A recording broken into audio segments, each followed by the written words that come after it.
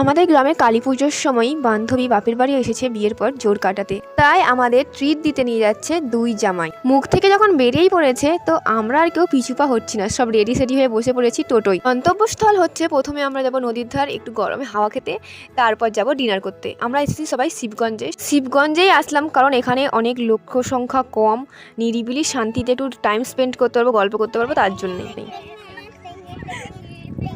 আর এদের টেঙ্গে ডান্স দেখতে গিয়ে আকাশের দিকে তাকিয়ে দেখলাম পুরো মেঘ সেজে উঠেছে বৃষ্টি এলো বলে, তাই দেরি না করে চটপট বেরিয়ে পড়লাম আবার শ্যামপুরের দিকে। শ্যামপুরে এসেই বাচ্চারা ঝাঁপিয়ে পড়লো ভুট্টার ওপর। তারপর রেস্টুরেন্টে এসে অর্ডার করে দিলাম রুমালি রুটি, তড়কা আর চিকেন চাও। আর এখানে দেখো আমরা মনে হয় পুরো রেস্টুরেন্টটাই ভর্তি হয়ে গেছি, এত লোক এসেছিলাম। ওদিক থেকে জাইমু করছে ভিডিও, আর যেই ভয়টাই পাচ্ছিলাম দেখো তুমুল ঝড় বৃষ্টির মুখোমুখি ভাগ্যিস একটা টোটো পেয়ে গেছিলাম বাড়ি যাওয়ার জন্য।